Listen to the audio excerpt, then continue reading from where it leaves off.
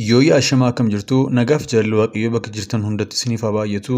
Kun YouTube chaanalii Boonsaa Addisuu Guuteetii baga nagaan gara YouTube chaanalii kanaatti dhuftani. Haaraa yoo taatan subscribe gochuudhaan maatii keenyatti dabalamaa.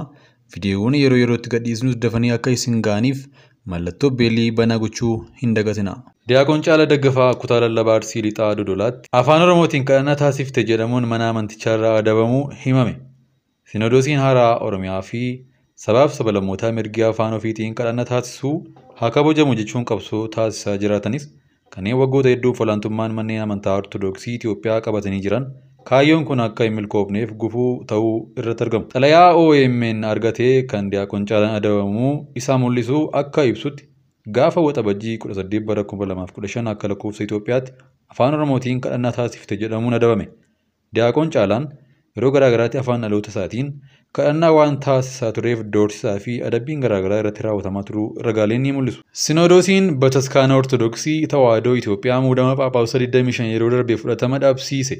Phaaphaasota 9 ofiifin filadha jedhee Oromiyaa fi naannoo Kibbaaf muudeeti jira. Sinodoosiin Oromiyaa fi sabaaf sablammoota Phaaphaasota 25 kanaan dura muuduun isaa ni yaadatama. Haa ta'u malee Phaaphaasota 25 keessaa 3 qofti filatamuun kanneen hafan alaa filatamuu isaanii ibsamee jira. Phaaphaasonni haaraa 9 Wallagga Bahaa, Wallagga Lixaa Horroo Guduruu Wallaggaa, Bunnoo Beddellee Arsii Lixaa fi Harargee Bahaa, Dirreedawaa Geediyoo fi Dawaaroo Kontaaf muudaman. Muudama kana hordofuun barsiisaa Hayila Mikaa'el Taaddasaa yaada fuula barruu isaanii irratti barreessaniin Sinodoosii Oromiyaa keessaa abbootii 3 qofaatu filatamee jiran. Kanneen hafan alaa filatamanii kun ammoo fudhatama hin qabu gaaffiin uummataa deebii argachuu qaba jechuun mormanii jiru. Hordoftoonni amantichaa kutaalee lallabaa garaagaraa naannoo Oromiyaatti argamanis murtiin Sinodoosii moofaa fudhatamaa hin qabu jedhaniiti jiru. Dhimmi abboota 25 furmaata waaraa argachuu dhabuun tokkummaa bataskaanaatiif qormaata guddaadha jedhanii jiru. Abboota 25 ala qaama kamuun simannu jechuunis dubbachaa jiru. Qulqulluun Sinodoosii mana amantaa Ortodoksii Itoophiyaa dhiifama gaafate. Qulqulluun Sinodoosii mana amantaa Ortodoksii Tawaahidoo Itoophiyaa waraana Tigraayitti waldaa Ortodoksii Tawaahidoo Tigraay fi hordoftoota isheef deeggarsa taasisu malu gochuu dhabuu isaatiin har'a ganama xalayaa dhiifamaa erge. Xalayaan dhiifamichi Sinodoosichi waraanni akka dhaabbatu yaalii taasisuu dhabuu isaa akkasumas yeroo Tigraayitti waraanni gaggeeffamaa turee fi ergasii yeroo imalli eeyyamamanitti qaamaan dhaqanii uummata Tigraay guutuu fi abbootii amantaa jajjabeessuu dhabuun isaa balleessaa ta'uu kaasee jira. Qulqulluun Sinodoosichi gargaarsa namoomaa naannoo Tigraay miidhamaa jiruuf geessuu waan dadhabeef komii hubannoo dhabuu waldaa Ortodoksii fi uummata Tigraay gidduu jiru uumameef dhiifama gaafachuuf xalayaan kun ni ibsa. Asii dibbee waraanaa reebaa nagaa mirkaneessuu waan ulfaatuuf hunda madaalli isaa eeganii deemuun gaariidha jedhan muummee ministeera Dr. Abiy Ahmed. Ministeerri muummee FDR Dr. Abiy Ahmed miseensota mana maree bakka bu'ootaan yeroo lammaffaaf aangoo gadhiisan gaafatamanii yaa'ii mana maree bakka bu'oota uummataa idilee 28ffaa bara hojii lammaffaa irratti miseensonni paartii mormituu tokko ministeera muummee Dr. Abiy aangoo isaanii bulchiinsa siivilii yeroof dabarsanii akka kennaniif gaafatanii. Miseensa paarlaamaa paartii mormituu sochii biyyaalessaa Amaaraa keessaa gaaffii kanaa Dr. Abiyyiif kan dhiyeessan Dr. Dassaaleny Caanneeti.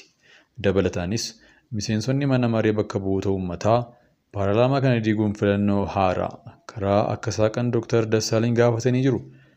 Dr. Dassaaleny sababni gaaffiin kana gaafataniif Itoophiyaan dubbii siyaasaa yookaan kufaatii siyaasaa seentee jirtu keessaa ba'uu waan hin dandeenyeef Dr. Abiy aangoo gad haa dhiisanii jedhan. Kana duras yaa'ii idilee 27ffaa mana marichaa irratti Dr. Abiy aangoo akka gadhiisan gaafatamanii turan. Dr. Abiy dhimma dhuunfaa koo paartii badhaadhinaatu ilaaluu qaba. Waan isa ilaallatuuf jedhu yaadatti laataniin. Dabalataanis namoonni siyaasaa miskiinonni waan hojjetaa jirru busheessuu yaalaa jiru jedhan. Xaa'oof qarshii biiliyoon 21 baaf qarshii biiliyoon 77 deeggarsi taasifameera. Rakkoo gama jimaatiin mudate mariidhaan furamaa jira jedhanii jiru. Waajjiraaleen mootummaa federaalaa fi magaalaa Finfinnee olaantummaa saba tokkoon qofaan dhuunfatamuun Oromoo dabalatee saboota biyyattii biratti mufii kaasaa jira. Itiyoo Teleekoom dabalatee dhaabbileen mootummaa gurguddaan olaantummaa saba Amaaraatiin kan dhuunfataman yoo ta'u, kun ammoo akka irratti hin baramneef Oromoon abbaa dabarummaatii yookaan taraanyaadha jechuun olola dabarummaa oofaa jiraachuu isaanii maddeen keessoo dhaabbatichaa dubbatanii jiru. Dhaabbileen mootummaa federaalaa kanneen akka Itiyoo Teleekoom, Humna Elektiriikii Itoophiyaa, Baankii Biyyaalessaa, Baankii Misoomaa, Daandii Qilleensa Itoophiyaa, Federal Public Enterprise, Abbaa Taayitaa Daandiiwwan Itoophiyaa dabalatee kanneen biroon olaantummaa dhaloota Amaaraatiin dhuunfatamuun dhalattoonni saboota biyyattii cinatti dhiibamanii jiru. Dhaabbileen magaalaa Finfinnee keessaa fi magaalaa Dirreedawaa kanneen akka mana qopheessaa, waajjira geejjibaa, waajjira siivil sarvisii fi kanneen biroos olaantummaa dhalattoota saba Amaaraa qofaan dhuunfame. Ragaan sanada OMN argate akka mul'isutti hooggantoonni dhaabbilee kanneenii sadarkaa gadii irraa hanga sadarkaa gubbaatti dhalattoota saba Amaaraa qofaan kan dhuunfatamedha jedhan. Dhalattoonni Oromoo fi sabaaf sab-lammootaa biroo sadarkaa guddinaa fi miindaa gaariis argataa akka hin jirre maddeen keessoo dhaabbilee kanneenii dubbatanii jiru. Sanadni qorannoo dhaabbata Itiyoo Teleekoom irratti adeemsifamee OMN argate akka mul'isutti hooggansi dhaabbatichaa guutummaan guututti bifa jechuun danda'amuun olaantummaa dhalattoota Amaaraatiin dhuunfatamee jiru. Gita hooggansa olaanaa dhaabbatichaaf Chief jedhamuun beekamu irratti damee Sarvisii Operation Center jedhamu irraa kan hafe dameelee hojii dhaabbatichaa akka hooggananiif kan muudame dhalattoota saba Amaaraa qofa.